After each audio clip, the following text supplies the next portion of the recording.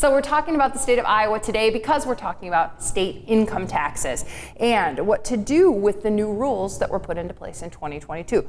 So you guys are sitting down with people, and I know you're getting a lot of questions about this. You wanted to mention a few more of the things that you're clearing up, some of the filing things that you're clearing up for people. Legislative changes are a part of our lives. They're going to be a part of the retirement journeys of the families that we're working with. So we are going to see some changes. One thing that's kind of unique to the state of Iowa, obviously from a federal standpoint, we're always almost married filing jointly, but within the state of Iowa, most couples file married filing separate within that same return. And the reason being is we think back to those 9 brackets that were in place today.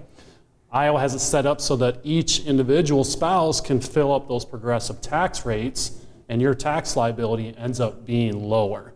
So that's kind of unique to the state of Iowa. Again, a high percentage of couples, so that might be something worth checking, making sure that your tax return, if it makes sense that you're married filing separate, you might have a lower tax bill. And then as we start implementing these changes over the next few years, that's really going to go away. We get to that flat tax of 3.9 in 2026. We do expect that to change, where now our state of Iowa tax returns more likely will be married filing jointly. Yeah, you're right. Most CPAs are probably doing it that way, but if you file your taxes yourself and you're married, you may not have thought about filing taxes separately in the state of Iowa, because most people who are married file them jointly with the federal taxes. So if you file your taxes yourself, or even if you use the CPA, probably double check and play it out both ways and see which way is best for you.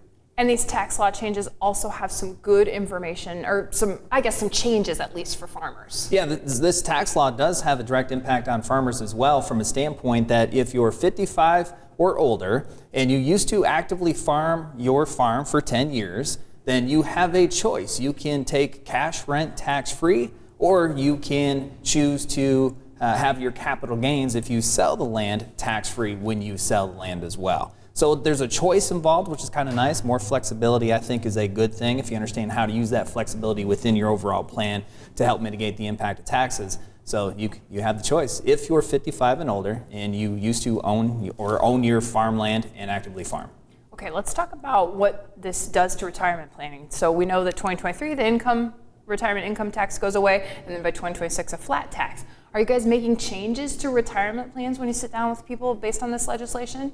Yeah, there are some things that we're trying to think about right now. We're almost halfway through the current year, so a lot of the changes, we've tried to be very proactive with the analysis that we do, with the planning. We're trying to identify these different strategies and options that could be a fit for a plan in a certain year.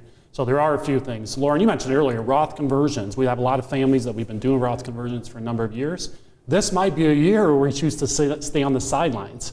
We know that if you do a convert today, you're going to be paying those state of Iowa income tax rates, whereas if we wait till January, so 1/1 of 2023, that same conversion will be state of Iowa tax-free. So within the plan, we've got to look at that opportunity and use that new information to help us make that best decision. And one of the conversations that we have, whether it's sitting down face-to-face with people or people call us, the families that we work with, they call us and they say, hey, I want to buy a second home. And should I take a mortgage? Should I take a distribution from my account? Do I want to purchase a car? Should I finance it or take a distribution? If you're choosing to take a distribution and you have some flexibility on the timing of doing so, you might want to postpone that distribution, not take it this year, because this year you would most likely pay taxes on that IRA or 401k plan distribution, whereas next year, if you're 55 or older, you wouldn't have to pay taxes on that distribution. So we're looking at all of these different things that could arise and saying, should we do it this year, or can we wait? Do we have that flexibility, and should we do it next year?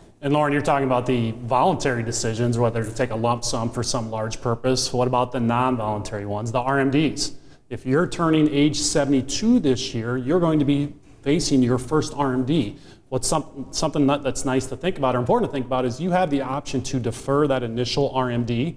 And if you're going to take that RMD this year and pay state of Iowa income tax, it very well may make sense to defer that, not take that first RMD until next year, and save on those state of Iowa taxes. Yeah, and part of the planning component that goes in with that decision is if you do defer it this year, then next year you have to take 2 RMDs, one for the one you should have taken this year and one for next year. So that could have an impact on your federal tax bracket, or it may not. For many of the families that we've decided to defer, it doesn't. And that is one of the reasons why they chose to do that. All of these different moving components are something that we need to take a look at, analyze, and then once you see the outcome of those decisions, your decision will be much easier. Thank you for watching this clip of Retiring Today, and don't forget to subscribe. If you have questions about your retirement plan, take advantage of the complimentary 15-minute retirement checkup phone call.